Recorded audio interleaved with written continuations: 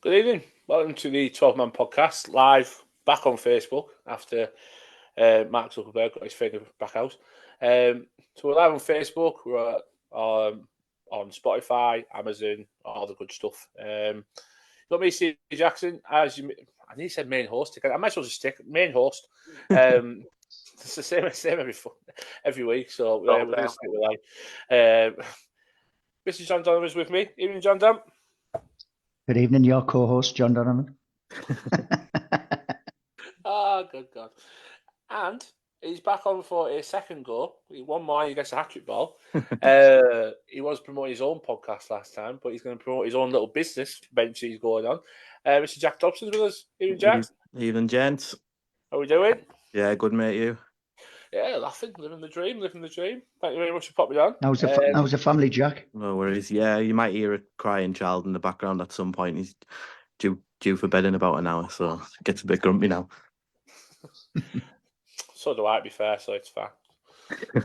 Never gets any easier. But so yeah, we're going to talk Millwall, talk Sheffield Wednesday, sold out Riverside on Boxing Day. We'll talk Plymouth. We'll talk Latte agent, who's got a right mouth on him. Did you just boo him? No, it wasn't me. I haven't booed him or mooed him, so pick one. So yes, we'll talk about Latte agent, about what he's been saying in the press today. FYI, Craig John stopped publishing his tripe. We all know what he's trying to do. We'll finish off talking about Plymouth. The long trip down to the southwest, longest trip of the season. Unlike the Mackhams, though, we haven't got a sponsored coach because we're not idiots. Before we all start, before I start, are we both all right? Are we both good? Good. Yep, well, we're good. Thank you. Looking forward to a very busy week. Yes. Right, I'll start with you, John Don. Before we talk about Millwall, obviously you were in the car park in the North Stand on Saturday. Collection for the food bank. Monetary, excuse me, I knew I was going to do that. Monetary, obviously any donations possible. Talk us through, how did it go on Saturday? It went well. What was the crowd? 23,400, I think the crowd was. So a little bit down on sort of normal match days, but then again, it's Christmas and a few people tend to miss this one. But even so, there was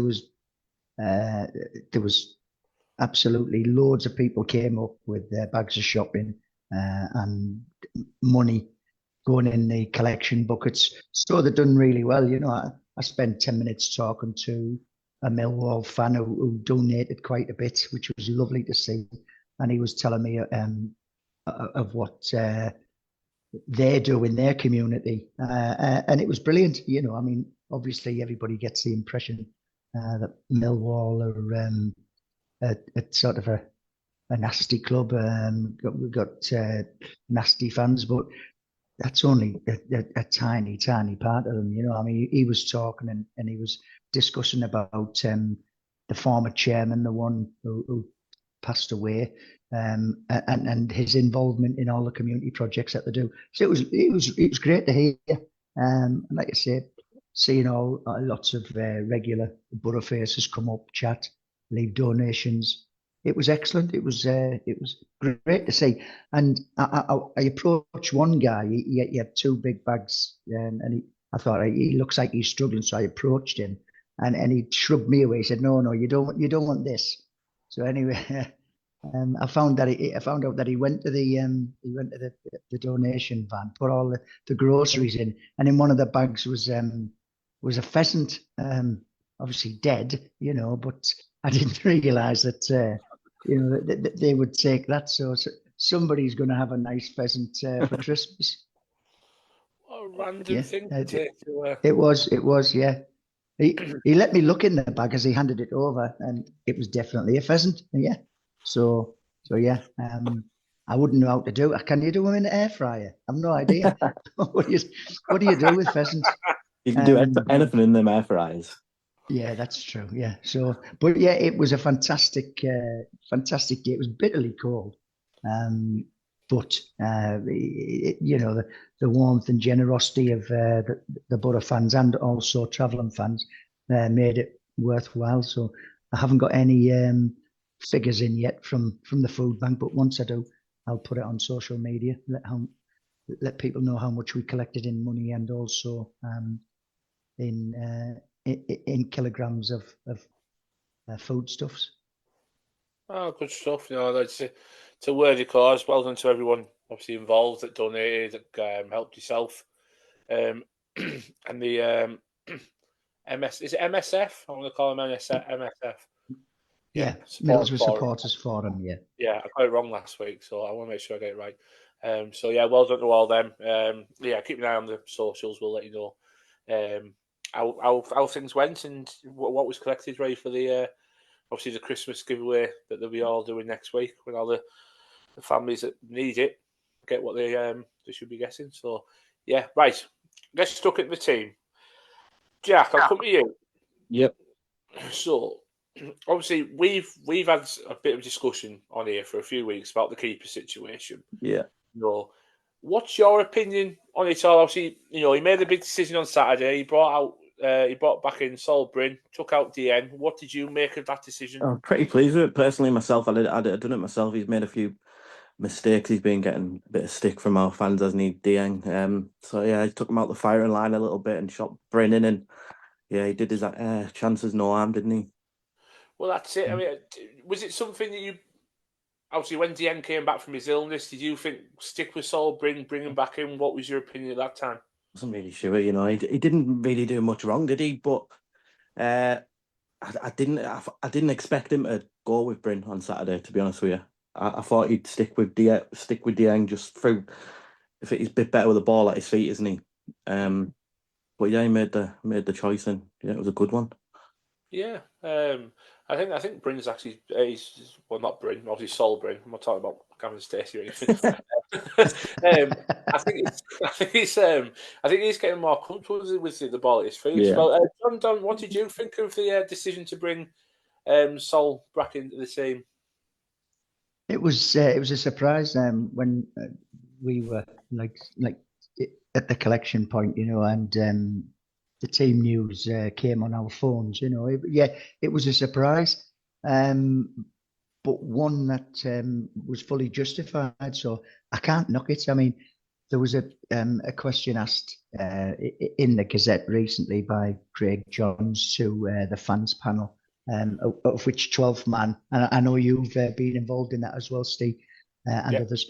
I get asked a question and just give our own honest opinion. And the question was about would you bring Dieng back? This was obviously before Saturday's game, and I was all for Dieng. I saw him as our number one, and to be fair, I still see him as our number one. But after Saturday's performance, if Carrick was to change it back at Plymouth, it would be very, very harsh. He had a great game, Sol Bryn. It wasn't just obviously the two one-on-ones that he saved. It was like Jack said, his distribution. It was early. It was accurate.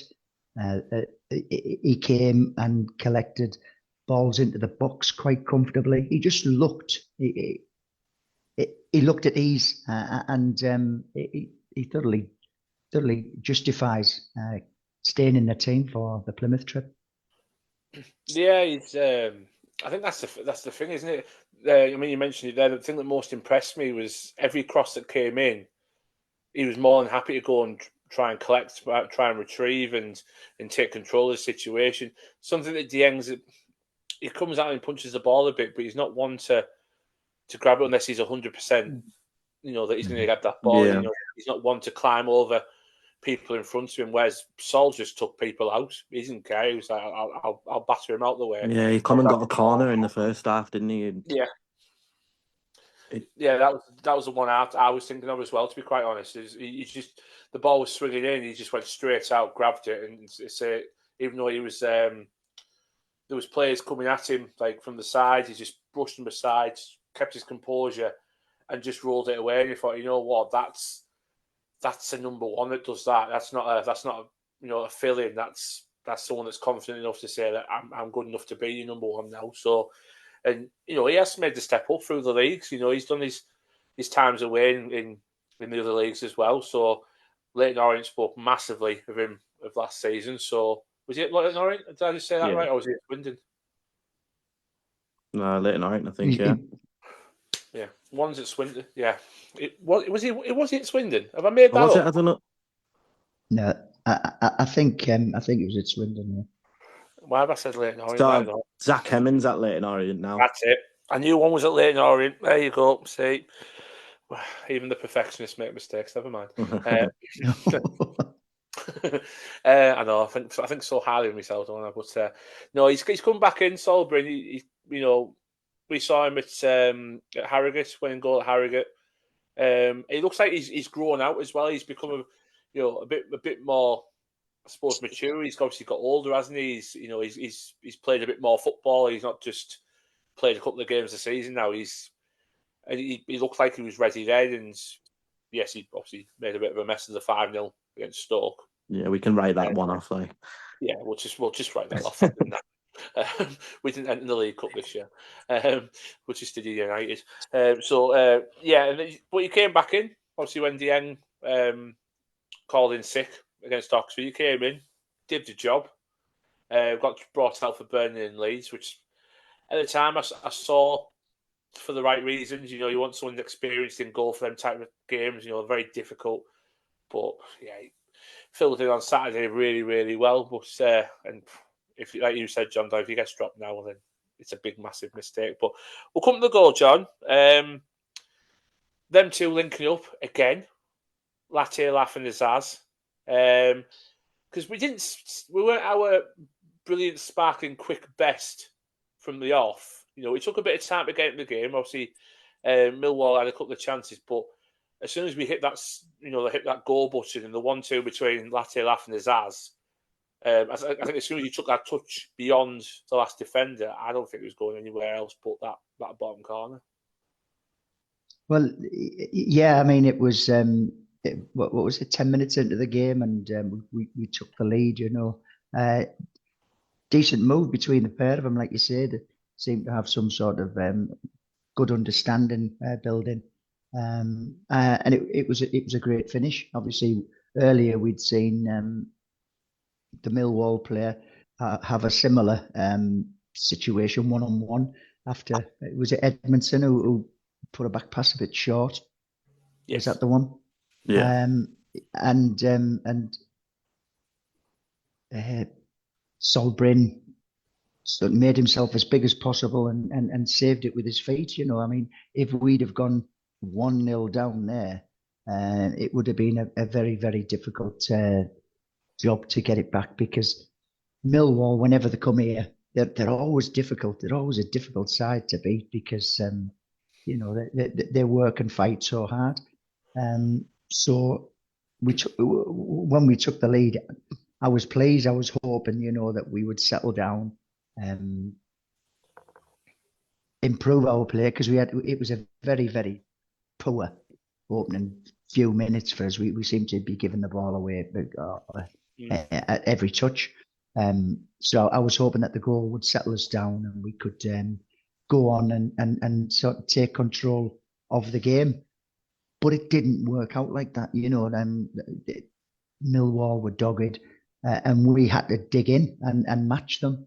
And I'm glad that we did. We never got that second goal in the first half, which I thought would have given us a bit of a cushion. But we never got that. But I was pleased to see, that we were fighting in every blade of grass on the pitch. I mean, I remember one of the best tackles was Luke Hale, and that led to him going off. It looked like he had a cut or something. Was it a cut that he got? Because he went off for treatment down the tunnel, came back on, and then a few minutes later sat back down on the turf, and you knew that was his afternoon finished. but we were scrapping like hell, which is good to see. I mean, don't get me wrong, we all like putting in performances like we did against Hull 3-1, Luton 5-1. But sometimes you just have to win ugly, and I think that's what we've done.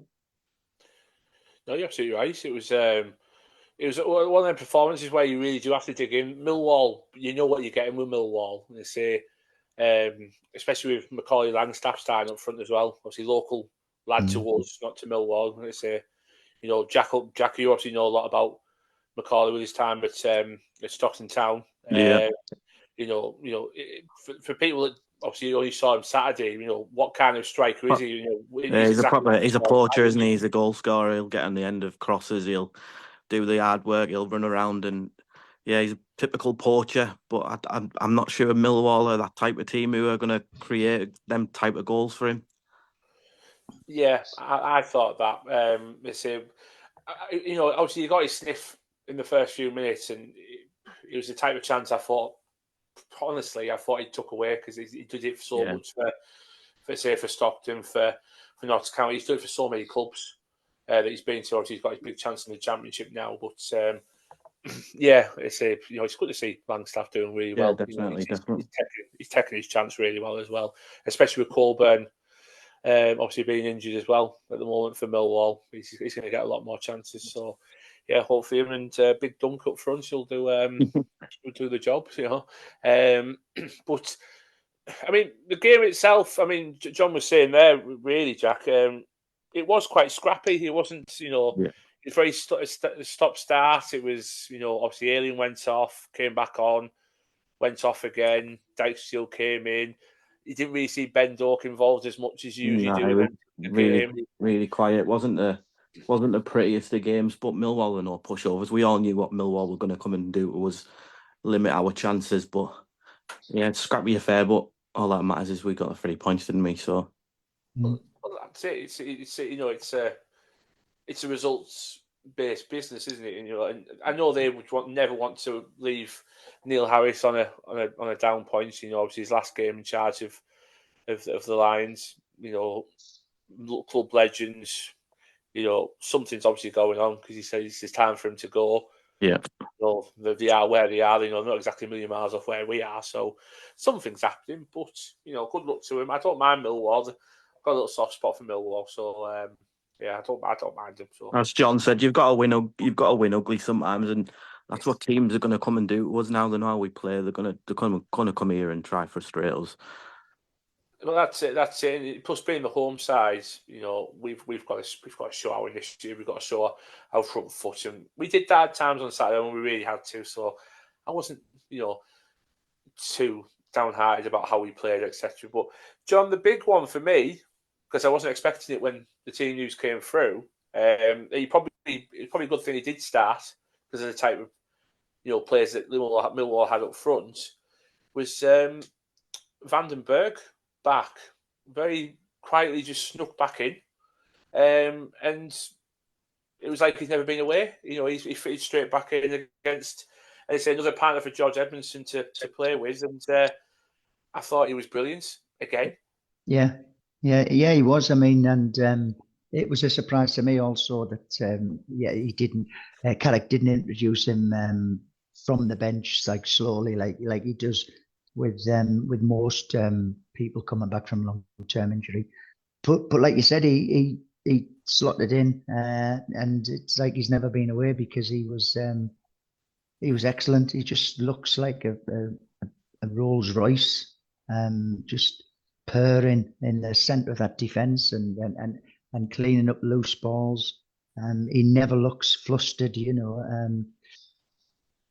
Excellent player. Good to see him back. But like you said there, George Edmundson, but he's been the bedrock. You know, he's had several different partners this season in the centre of defence, and he's done well with every one of them. To me, he's been one of the shining lights of our season up to now. He's a steady Eddie, really, isn't he? Steady Edmundson. So yeah, it was a good partnership on Saturday, and they done well. How do you think of him? I didn't. It just, as when I said Steady Eddie, I just thought, oh, Eddie Edmundson. It wasn't planned or anything, I promise you. But yeah, Steady Edmundson, yeah. Oh, well, there's the name of this podcast. Oh, that'd be days. But no, you're absolutely right.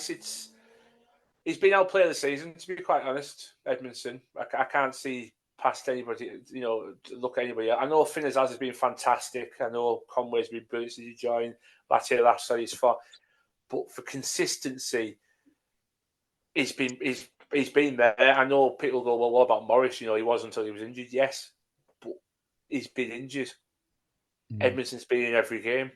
He's brilliant. I mean, Andy Johnson's just popped up and said so well stocked at centre half. We've got four very good players there. We have, but we've also got five because we've got Lenihan. We've got five, yeah. Yeah, we've got Lenihan. Lenihan, that's right, yeah. You know what I mean? So we've said it all season. Our squad is stacked. It's brilliant. It's we've got every position covered pretty much now. Seem to struggle a bit at left back. Probably the only shout out you can probably think. That's it. Well, what do you think about our left back position? Obviously, I know me and you obviously have our chat at the back of the bus that we can't really put out on air because Giles seems to be the topic, doesn't he? Quite often, but the amount of money we've spent trying to replace him when we could have just bought him. But yeah, that's it. Would if you were offered Giles, what price would you say? Go on, then I'll have you back. 2.5 mil. 2.5 mil. Well, it's less than what we were offering. I think we offered was. I don't know whether Hull getting the new manager in might change that a bit. If he likes a look at Giles going forward, he might be starting for him. So you never know. Yeah.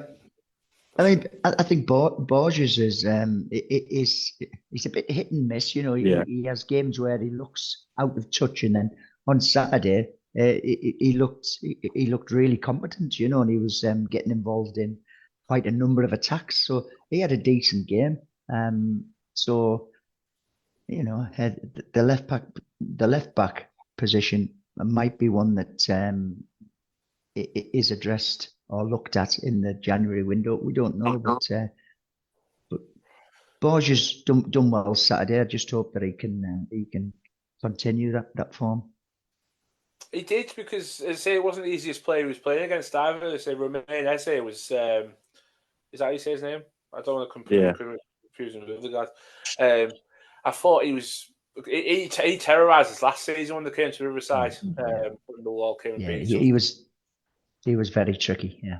Yeah. So it contained him quite well. I say there was that one chance he did have when he cut inside in the first half. But apart from that, I thought we contained him really well. Which is fair play to both our fullbacks, because he did try both wings. He did try both angles kind of thing. But even when Dijksteel stepped in for Ayling, when he unfortunately went off injured, it was like he hadn't been dropped. Usually we see players coming back in when they're being dropped and they're coming back in so soon because of injury. The shoulders are a bit, I'll show you.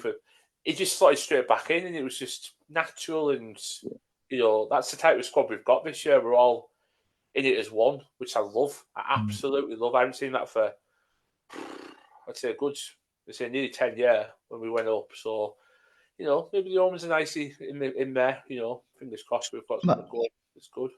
I loved what Johnny Howson said. When he was interviewed after the game, he was saying, that it's frustrating for him not playing. He still wants to play, and he said, we've got a squad now that's quite strong. So we all know that we can't all play. So, but he said, but there's no petulance. There's no sort of like banging on the manager's door. He said, we're all a very tight-knit squad, and whoever gets picked, they've got the support of all the others who are either on the bench or don't even make the bench. So he said that was great to hear. It was really good to hear.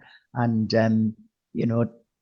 I think we all know because of his age that he's not going to be an ever-present.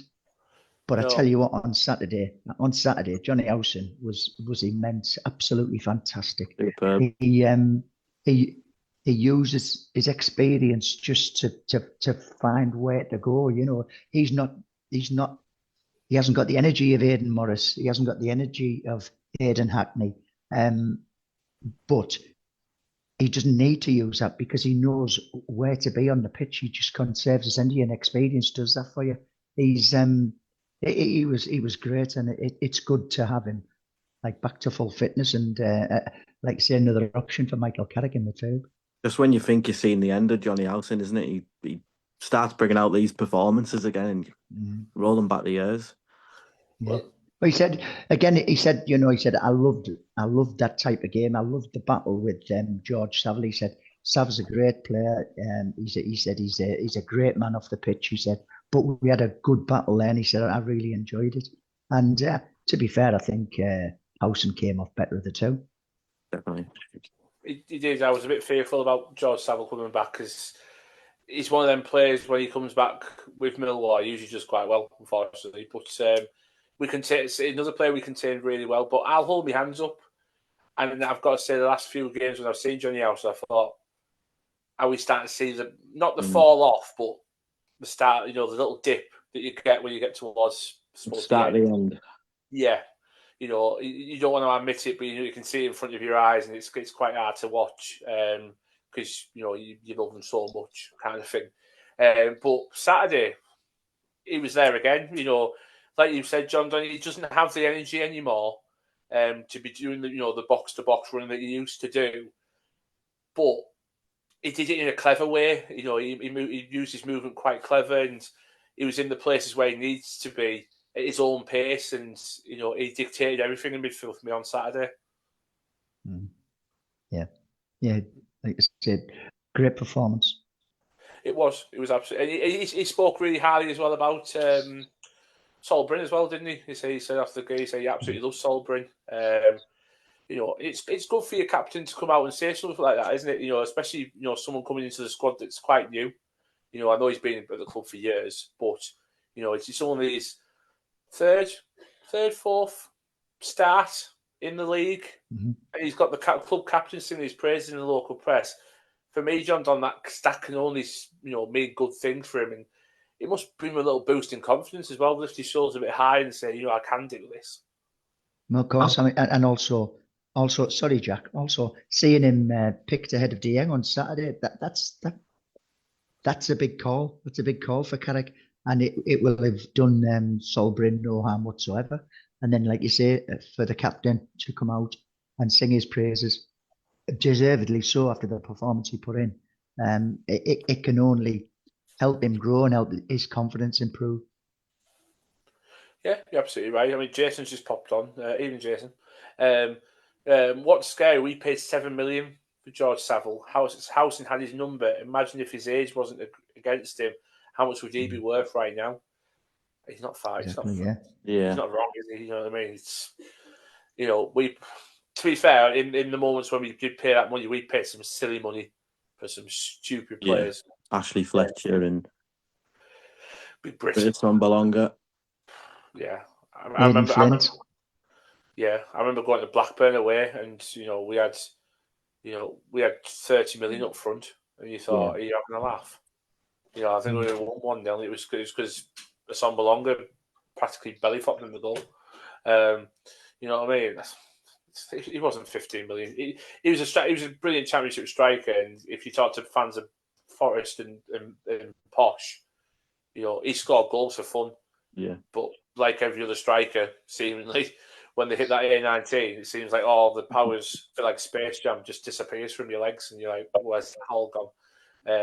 Hopefully we brought the curse with the lads we've got now, Laff and Conway. They seem to be doing all right. So, but yeah, it was a good win.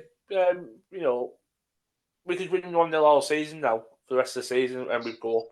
So 1-0 wins are never going to hurt us. So I said last week about home form being the bedrock of promotion, and the top 7 teams currently in the table are also the top 7 teams in the amount of points that all the championship clubs have got at home. Not in the same order. I mean, we are 6th in the table, in the championship table, but we're 7th in the number of points we've got from home games. But I mean, Leeds have got 28 from 33, Sheffield United 28 from 30, Watford 26 from 30, Sunderland 22 from 30, Burnley 20 from 30, Blackburn 22 from 30, and we're at 20 from 33. So we're slightly behind, but home form is going to be crucial, because when you look at some of the games that we've got later on in the season, we've got West Brom, we've got Watford, we've got Burnley, we've got Leeds, we've got Sunderland to come to us. So if we can get scrappy, ugly 1-0 wins in all of them games, I'll be more than happy, and it will help our push further up that top six. And I'm still holding out for a possible top 2 finish. So yeah, home form is key, and I don't mind that Saturday scrappy 1-0 win. Don't mind it at all. No, exactly. The Italians made a living out of it, didn't they? Why score 2 when one will do? So, and they're not exactly poor in success, are they, the Italian sides? But both international and club form. So yeah, I'm a massive advocate of it. I love it. Win at all costs, get the 3 points on the board. But yeah, it's exactly what you want, isn't it? So, right before we move on, obviously I need to you man of the match. One thing I will say, charity bets, don't ask. It wasn't great. I was just waiting for George Edmundson to get a yellow card, but never happened, unfortunately. So we move on. We'll try again on Saturday, so it's fine. But John Dunn, your man of the match from Saturday? Well, there was a few that I considered. Howson, I've spoken about earlier. He was superb. Vandenberg, brilliant. Delano Bergzorg, I thought he sort of absolutely put everything into that game. He was knackered at the end. He was laid out. He was absolutely blown from his backside. But for me, it was Sol Brynn. The manager showed faith in him, and he stopped 2 one-on-ones. Would have been certain goals if he hadn't got to them. And the rest of his performance was steady, calm, and when he had to distribute the ball, he was sometimes quick. If the option for him shut down, he kept hold of it. I just thought it was a very mature performance for a young keeper. So he gets my man of the match. Fair one, Jack. Come to you. Agreed. Yeah, I'd go Johnny Howson but honourable mention, obviously, Sol kept us in that with 2 big saves. So, yeah, Johnny Howson. Yeah, I'm gonna go Sol Brynn as well. I thought he was mega. It doesn't look like he's only still in single digits for senior starts for the club. He just looks brilliant. So I can't really argue. He's fantastic. So yeah, long may it continue as well. Don't drop him, please, Michael. Don't drop him. No, I think that's the shirt now going forward. Yeah. Well, Kuntz always says it, doesn't he? If you've earned it, you keep it, and he's earned it, and he's long may he keep it as well. So and it just shows we don't have to go out and spend millions upon millions on a keeper. Like people have been saying because of Dieng's mishaps and poor form.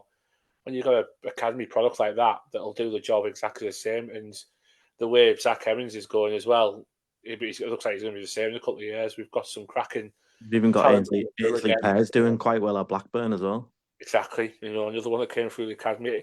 It just shows how good our academy is. Our academy is one of the best in the country, and I'll always keep saying this. The lads do a really good job there. So, but before we start talking about what's happening in the news, what's happening in our little borough, I suppose our borough universe kind of thing. Jack, I'll come to you because we've been touting your merch. Yeah. As giveaways, I've got more on the way from yourself to give away. Where did the idea come from? What made you do it? I'm TikTok. I was scrolling through TikTok and I'd seen someone was live, and he does stickers for quite a few teams, and the audience that he got was mega. So I obviously jumped on that, and I thought, you know what, I could probably I'd do that myself. I graphic design during my work as well, so tied the two in, started designing some stickers in my spare time, and yeah, went from there. No worries. And you know, I was going to say, I understand you've got some. To be fair, I made you go and get some. Yes. Whether the camera holds up here. Oh, yes. Go. On the camera. Dark one. There you go. These are part of the new batch of stickers that you've got out. Yeah, these are the new pack. These Latte and England Middlesbrough. I love that one. I love that one. Hayden Hackney. There you go. Riley McGree, Wizard of Oz. I like that one. And Rav Vandenberg. Ole ole. Ole ole.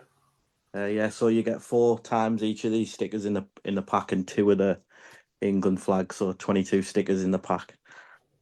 There you go. And how can people get all of these packs? Give me a message on Twitter and at Jack Dobson 93, and we'll go from there. There you go, and we'll go from there. And to say there's more on the way to me. I've got some coming. So yeah, each pack bought in these packs as well enters you into a draw for 2 tickets for Boxing Day, which is now a sellout. So yeah, the 2 tickets are together. And when's this draw happening? Next Saturday after the Plymouth game. New Year's Eve.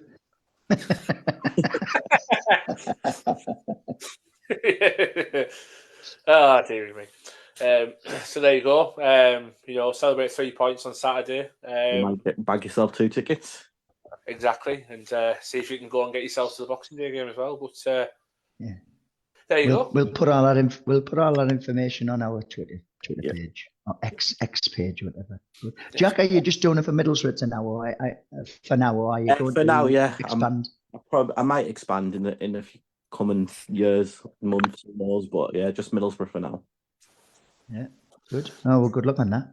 Yeah, definitely. You know, we'll keep spouting the good words on our platforms as well for you. So yeah, absolutely right. The first bit of news you've just really said, Sheffield Wednesday sold out.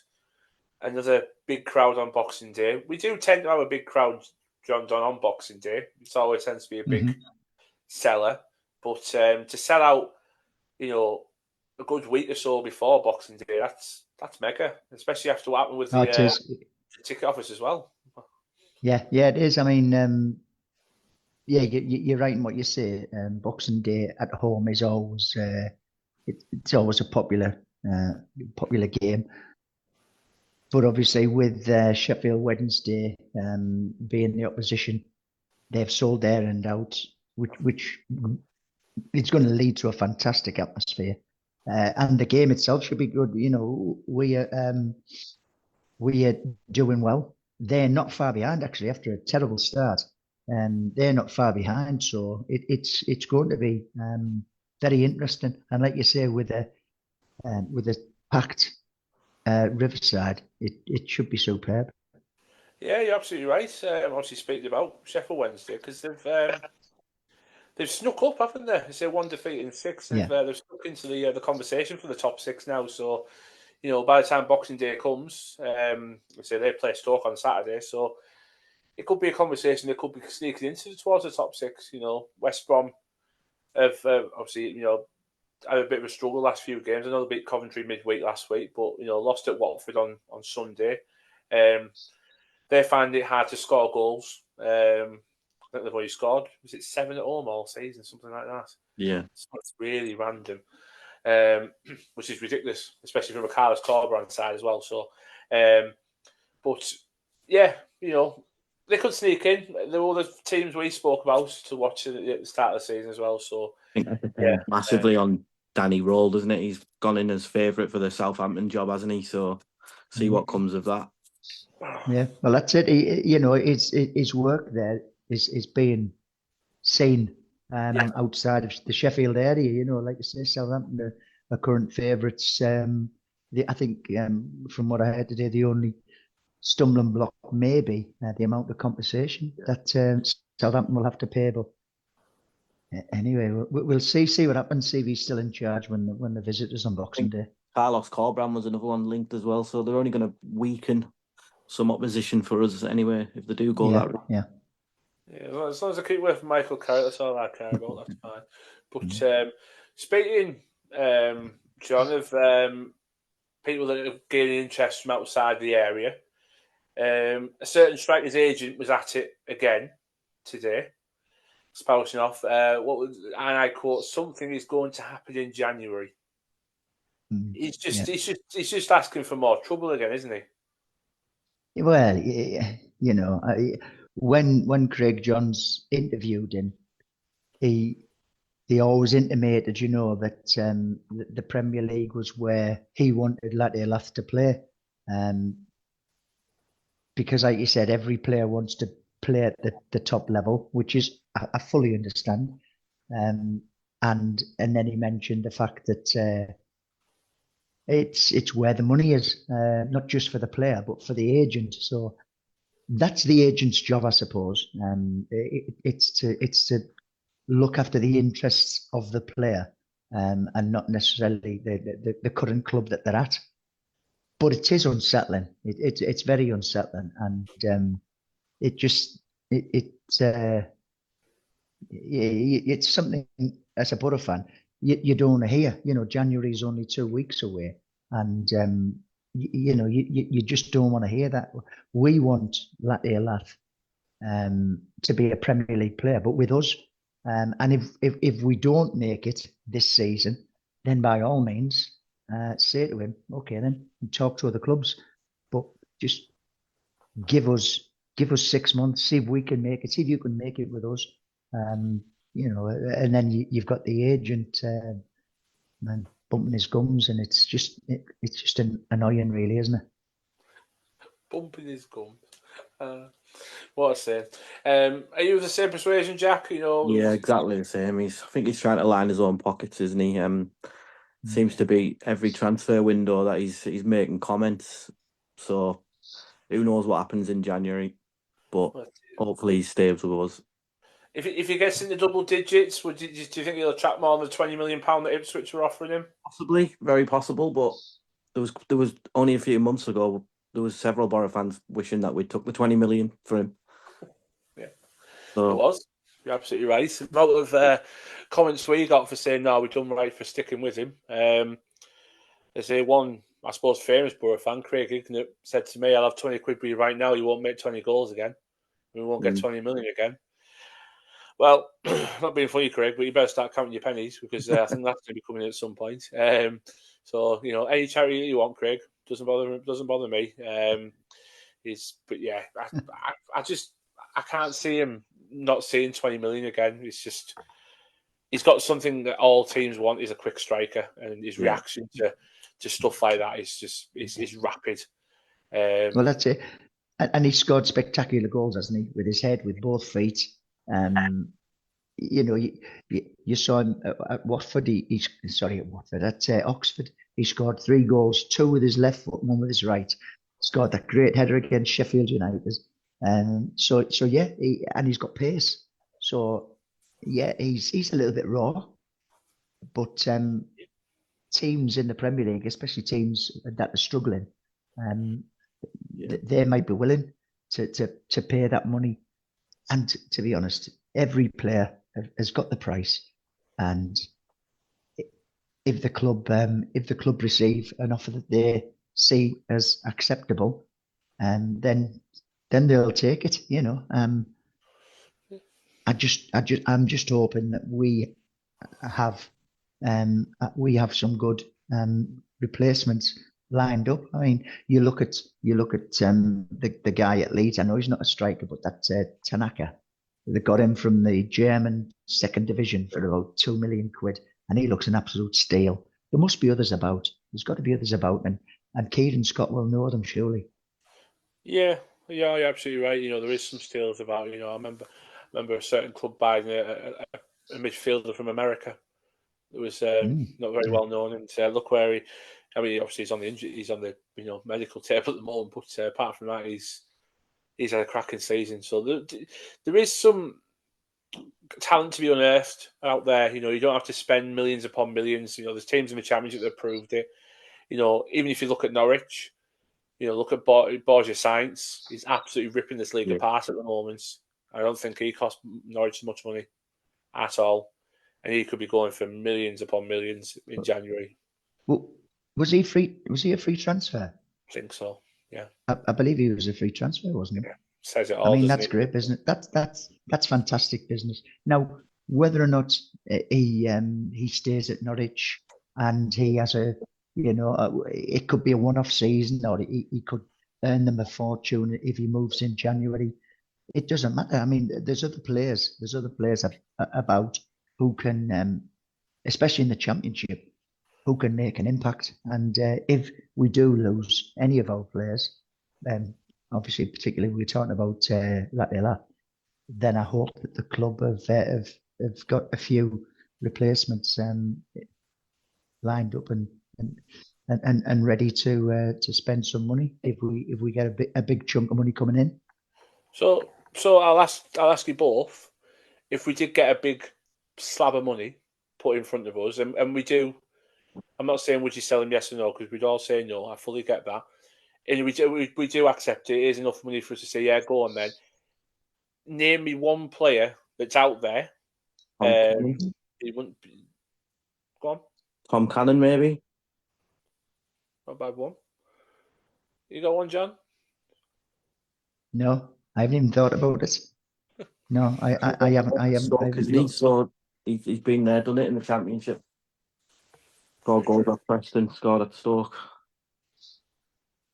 It wouldn't cost 20 million. Morgan Whittaker. Yeah, good shout. He is a hell of a player. I mean, go on.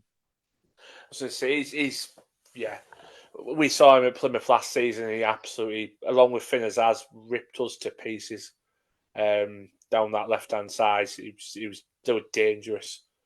And he's got the willingness to go either side and up top, which he's done, for the few seasons he's been at Plymouth. So, yeah, I'd be asking Plymouth how much you want for him, because, this will probably come back to bite me and people will absolutely clip this, but they are struggling. They're struggling at the moment. They've conceded double figures in the last few games, haven't they, in total? So, I do always feel that you get better value for money from players abroad. And I know that they sort of they might take a little while to get up to speed, but I just think that you can get bargains abroad. Bargain loving Brits abroad. Sometimes they don't always work out. It's a risk you have to take sometimes, isn't it? Well, that's it. Well, all transfers are a risk. They've got a level of risk. The player might not settle. You just don't know. But to be fair, quite recently, our record in the transfer market has been quite good. And I know when we had Kieran Scott and we spoke to him, he was always talking about talking to the player and getting to know a little bit about the attitude and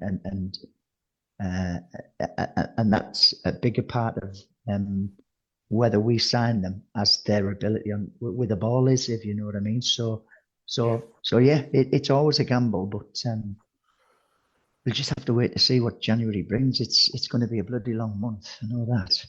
Oh yes, it'll be. I think that'll be the test for us. I mean, we'll talk about it, later on in December. How tough January's going to be, and is that the objective we've got to stick with? Maintaining our current crop of players. But you're right. The bargains are available abroad, and it takes you back to the subject in hand. That's where we got Latela from. He was a bargain. He was an absolute bargain when we bought him in, and he could turn over tenfold the money if he goes. So. Yeah, hopefully though. His agent's just talking out his backside and sure will him off from his agent. Exactly. He's touting for business. It's obvious what he's doing. Getting in the minds now. But yeah, bugger off. Right, Plymouth, Saturday, John. Longest trip of the season Friday. For the boys.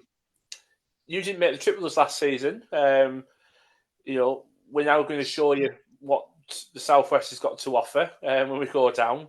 It's a trip we're all looking forward to as well. Oh yeah. You're right. I didn't come with you. I had to pull out last minute, unfortunately. But when you come back, I heard lots of stories. I saw lots of photographs in the aftermath, so I knew you had a great time. So yeah, I'm looking forward to it. And obviously, we've got the Friday night, that we'll be enjoying. Yes. We've got then the Saturday morning recovery period, then to the match, then after the match, and then there's the boxing on later on. So it's going to be a packed weekend. So I'm looking forward to it. It is. It's going to be a very packed weekend, very busy one. And it's not just football we'll be celebrating. It's not just Christmas we'll be celebrating, is it? No, we'll be celebrating 3 points, And and we'll be celebrating the birth of baby Jesus. he's getting away from the point, but yes, it's young John Donovan's birthday as well. That will be having on the Friday, yeah. Yes. On the Friday when we go down, so and Yes. I've got to check us all in. Saturday. I've got to check us all into the hotel, so I've got to be a little bit, shall we say, I shall restrain from overdoing it on the way down. Just as soon as I get everybody checked in and everybody's happy, then I can relax a bit and have a good drink. Just play roulette with all the keys. Just like, yeah, pick one out. Pick one out. Go for it. But no, I'm looking forward to it. It's a nice Leslie trip down. Get us settled in and enjoy what painting's got to offer for the weekend. They say it was cracking last year. Proper enjoyed last year.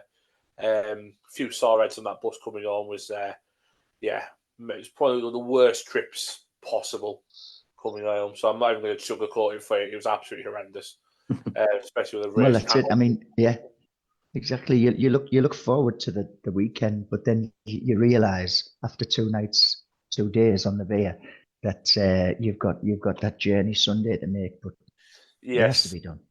Yeah, when Ian was dragging me out of bed to get on that bus to go home, I wasn't there. I wasn't in the prettiest of states. I say I couldn't muster up a sentence or anything. So, a few hours shy of being kicked out of a nightclub in Paignton. So yeah, it was fine. Nothing unusual for a weekend trip for me. So now I'm looking forward to it. But getting back to the football, Jack. Obviously, like I said, Plymouth are struggling. Yeah. They're in that fight. It looks like it's going to be, barring any drop offs from the teams above. It's them 5 in the bottom 5 are going to be the teams that are going to be fighting for them 3 places to stay out of them. It's got to be a game we've got to go into with a bit of confidence, a bit like the Oxford game. Go there with a bit of 100%, bulliness about us and just get stuck into them. Yeah, as you say, they're struggling. The pressure's piling on Rooney. Obviously, there's no certainties in football, but I'd like to think we'll go there and get a comfortable win, to be honest with you. Yeah, exactly. Wayne knows he's struggling when everybody's talking about Colleen more. So, Wayne knows he's in trouble. But, you've got to match what Jack said there, John. This is a team that are really feeling the pressure now. Second season in the Championship. They're losing to teams for fun now. I know they only got beat by a couple at the weekend at Sheffield United, but when you go to places like Norwich and conceding 6, you've got to start looking at yourself, haven't you? Yeah. But I mean, on the day in the Championship, you can have any team beating any other team. So yes, I hope we go there with the confidence that we can get a positive result. But let's still prepare right. Let's be focused. Let's go into the game as if we were playing Burnley. Let's show that same tenacity like we did against Millwall. So yeah, don't take our foot off the gas. I mean, let's come away with a good result, and us and the players can then enjoy the build up to Christmas Day itself, and then we go back into a Boxing Day. But it's an important game, and one that I obviously think we can win.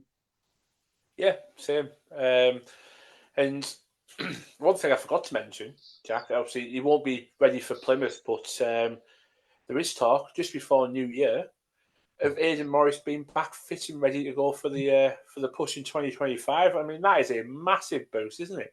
100%, yeah. He's been different gravy, hasn't he, since he came in? An absolute steal.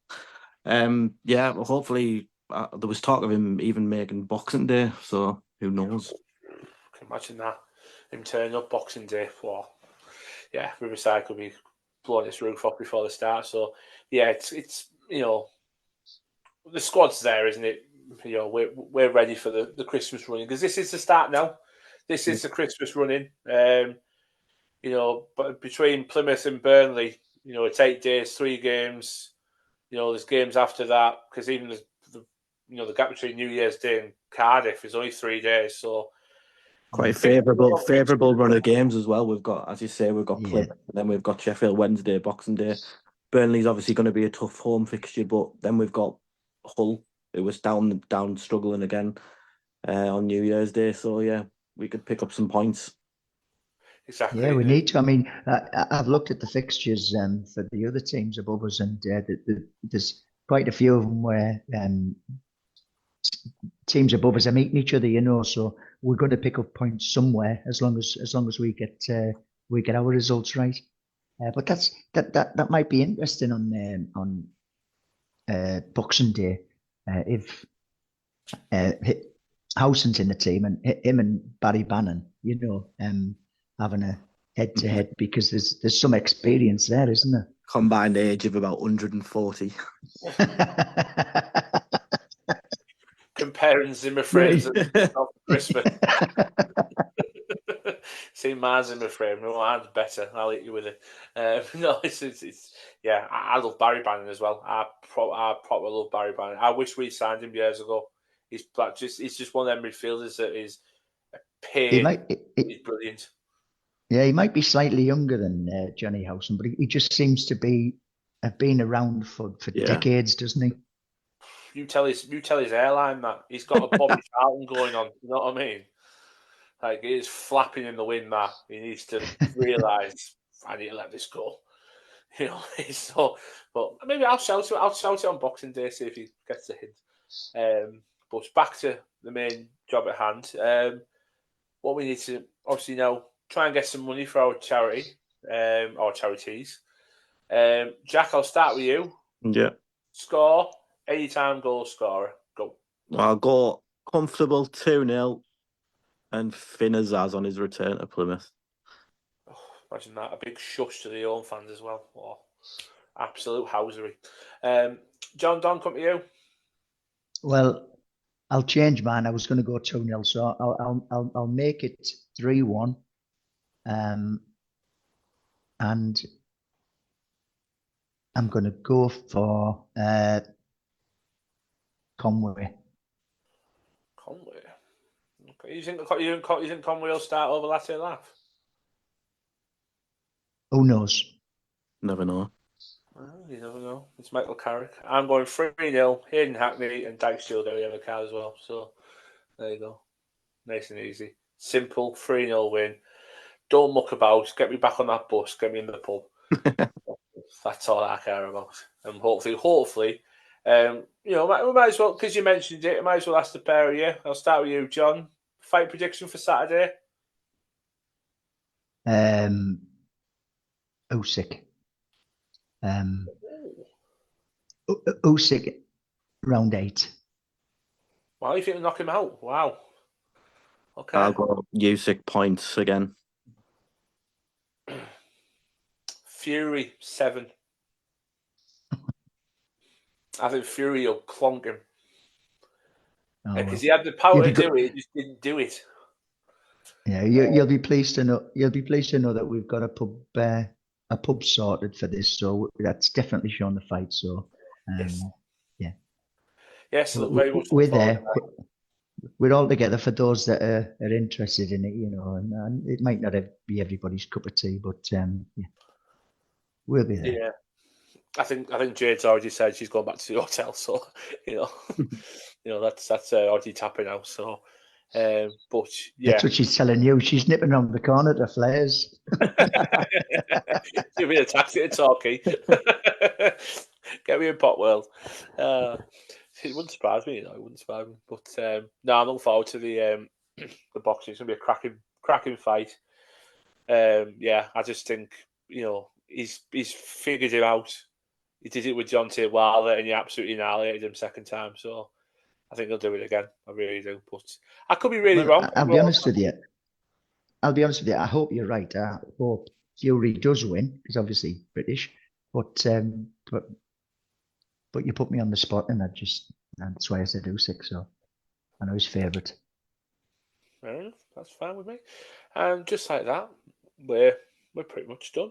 There you go. So, John, Dan, I'll see you on Friday. You've already told me the time, so not too early. So I'm making the trip down Friday morning. Very much looking forward to it. So I'll see you then for your birthday shindig.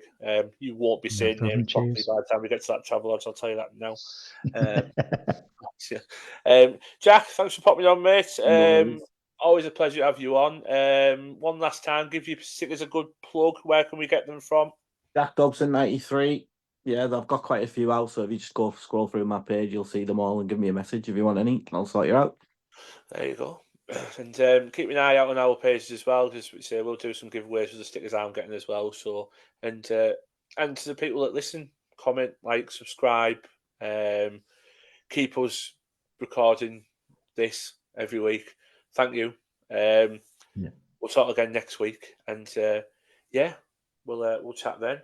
Be seeing you. Yeah. And leave. Sorry to stop you, Jack, but just I want people to leave comments, see what they think about it. See if they're enjoying it, and we'll go from there.